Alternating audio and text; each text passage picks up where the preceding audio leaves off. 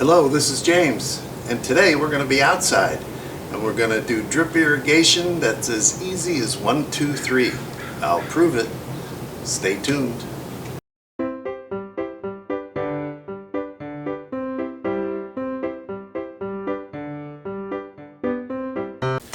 So today I'm going to take you through the steps of how I irrigate this garden.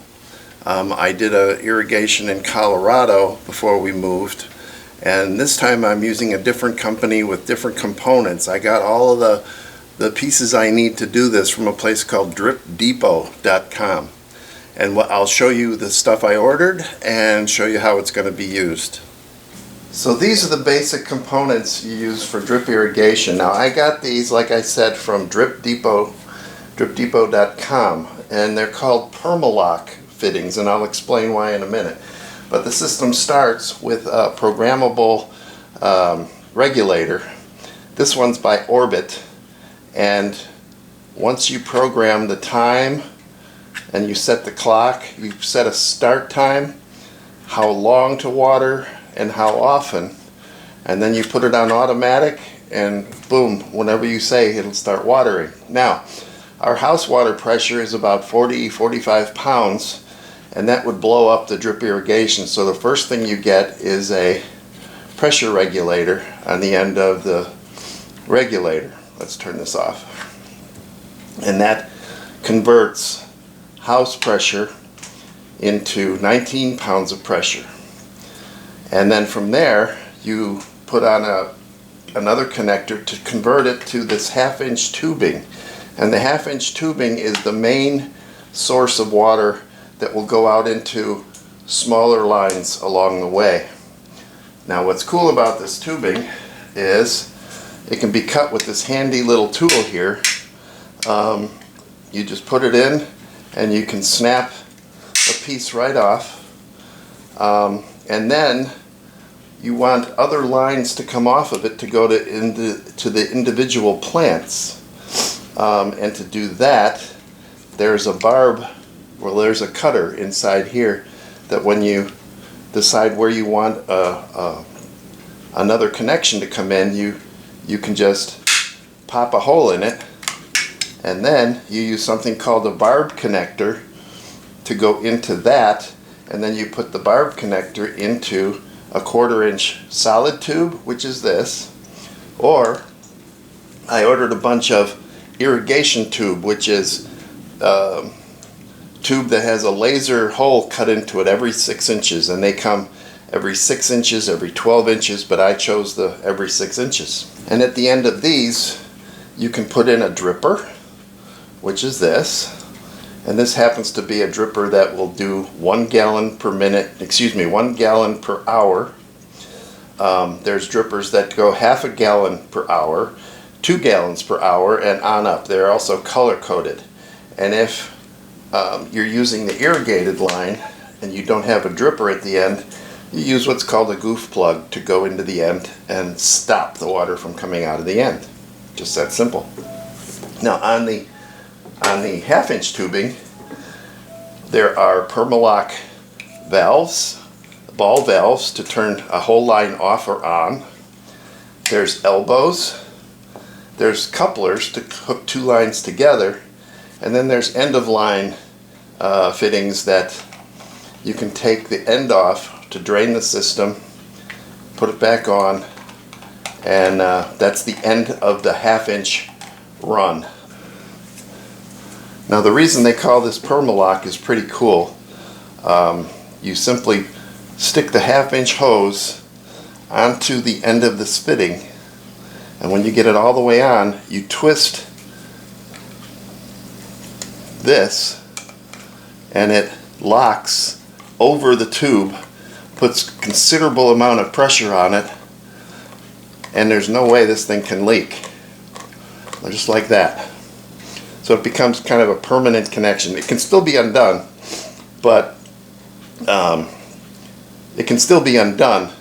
right now it's pretty much leak proof.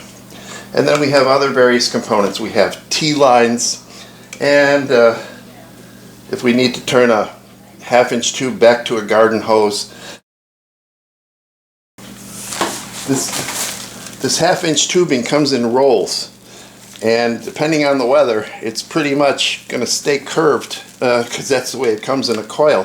What I did, I got a 100-foot roll of it, and I clamped one end to my bumper of my car and drove the truck almost 100 feet away, clamped the other end to the truck, and I made sure it was out in the sun. And once the sun softens this stuff, it straightens right out. So don't struggle. You know, get it out in the sun so you can get it straight and it'll go where you want it to. If you happen to be doing it in the cold, it's really hard to get these fittings on. You might have to use a hair dryer. I had to do that in Colorado because I did it in the spring. But once you hit this with a hair dryer for a minute or so, these go right on. So let's go and do the next step. So we're going to start at this faucet here.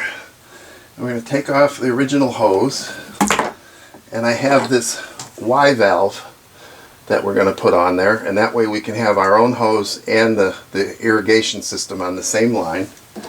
And so that just spins on like a hose. Okay, and we can hook our regular hose up to that. Get that good and tight. And then I bought this 2-foot piece of garden hose from on Amazon. You can get them almost anywhere, but it's 2 feet long. And on the bottom of it, we're going to put our timer, our programmable timer. Get that good and snug. And then on the bottom of the timer, we're going to put a pressure regulator, and it's a Permalock pressure regulator, and it's going to convert the house pressure down to 19 pounds of pressure so that we don't blow out the whole irrigation system. And then we're going to put this through the porch there and hook it up to the Y valve. Hook it up to the Y valve. And then what we're going to do, something pretty interesting, is we're going to open this valve up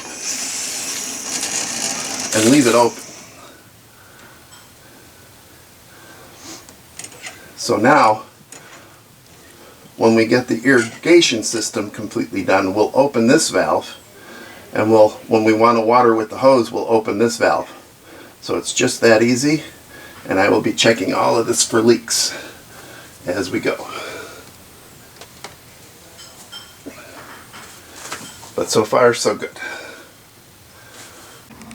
So I think what we're going to do is put an elbow on the bottom of that tube there on the pressure regulator and bring a line out this way, and then put a T in the middle and run a line all the way down to the end over here, and then continue this one with the T out into this space here and run a line in that direction for the other half of the garden as well. Now, we've done a lot of driveways and sidewalks and things, and sometimes we've remembered and sometimes we didn't know we were going to add to certain things, but we knew we were going to irrigate this before I put this brick walk in.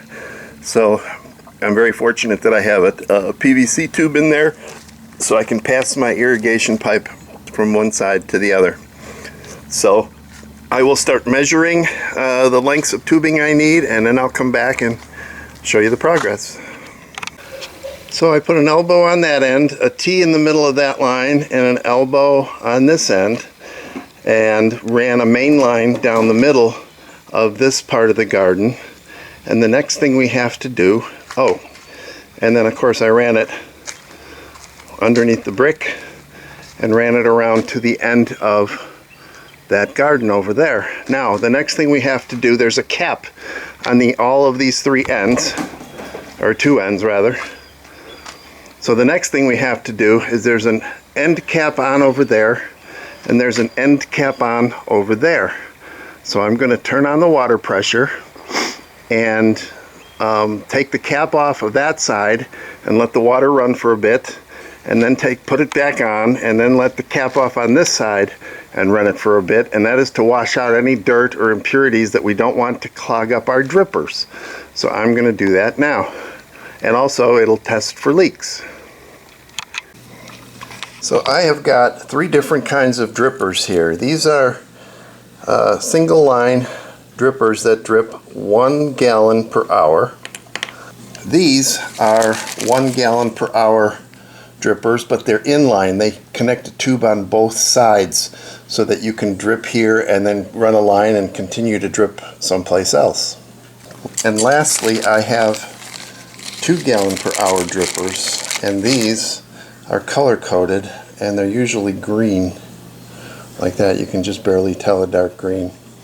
So I will be using these on the bigger shrubs and the 1 gallon per hours on the smaller ones. And then the drip irrigation tubing, which has a hole every 6 inches, I'll put that along where the flowers are more dense.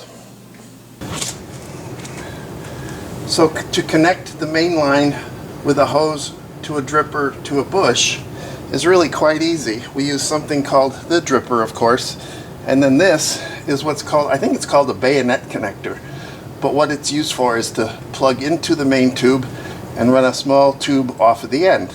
So it's just as easy as taking this 1/4 inch tubing, measuring how much you need, making a cut in it,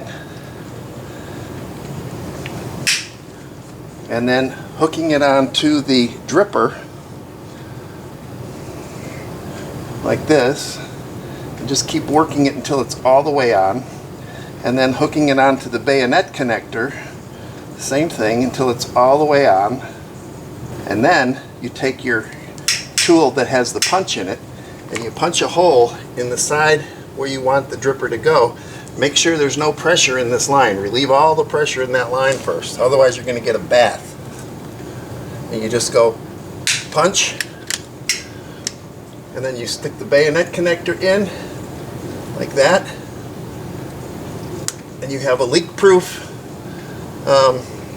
dripper hooked up to your main line. And then after we get them all in, we'll situate the line exactly where we need, and we'll put pins in to hold it down. So I'll be back when I've done a few more. Well, here's a little tip to save you some money. These tubes, when they get pressurized, sometimes tend to move around, especially the smaller ones. So they make hooks to go around the tube, and you put them into the ground to hold them in. I forget what they call them, but you can make your own if you have any kind of fencing material. You can just cut about a 4-inch piece off, and then just bend the end to go around the tube like this, and then you can put it around the tube, stick it in the ground, and it'll hold it down. Make smaller loops for the smaller tubes, and it saves money. Okay, I have put in the main line, and I put in this irrigation tube that has a hole every 6 inches, and that's all along where the flowers are. And then it ends up with what's called a goof plug at the end for this little 1/4 inch tube. It's running right now. You can see that it's these are inline drippers here so that I could continue the tube all the way around to those other bushes. Now when I first turned it on, I had a leak right here on this connection here, and you can see there's another plug next to it. Now those goof plugs that you plug a 1/4 inch tube with also have a bigger end on the other side, and when I put that bigger end in the hole, it stopped the leak. So that's a good thing. So right now all I have to do is finish that side, and then we'll program the timer and we'll be done.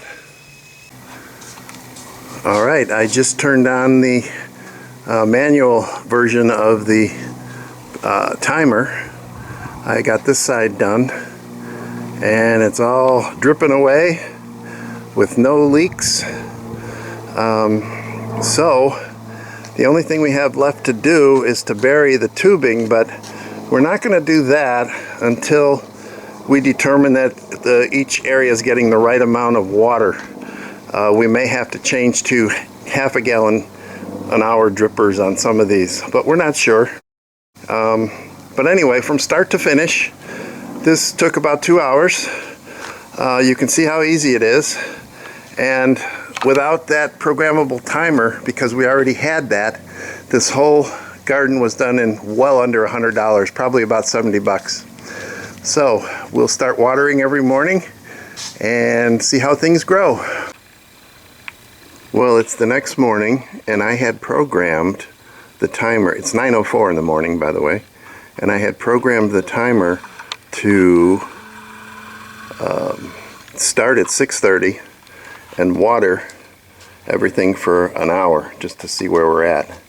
And I think you can tell the difference in color in the ground, where it's wet and where it's not. It looks like, and later on I'll be digging down to see how deep the water penetration went, but it looks like it did pretty well. So I'm pretty pleased with the results of this project, and I hope I've been able to teach you that putting in irrigation for your garden is about as easy as 1, 2, 3. I hope you enjoyed the video. I hope you got a few tidbits of knowledge out of it.